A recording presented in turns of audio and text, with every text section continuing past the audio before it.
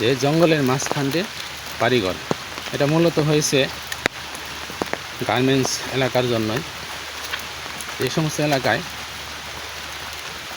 খুব ঘনবসতি বন্ধুরা, এই যে থাকার জন্য জায়গার অভাব, তার জন্য এই যে জঙ্গলের সাইড দিয়েও অনেক বাড়িঘর হয়ে গেছে।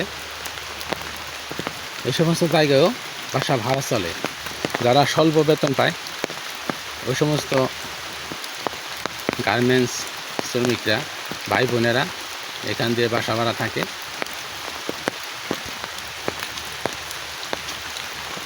এই যে আপনারা দেখতে পাচ্ছেন যে জঙ্গলের সাইড দিয়ে বাড়িঘর আছে, এগুলো বাসা ভাড়া দেয় খুব কম দামে।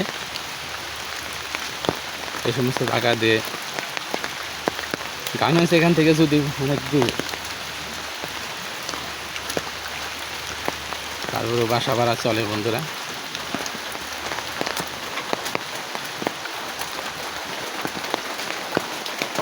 এই যে আপনারা দেখতে পাচ্ছেন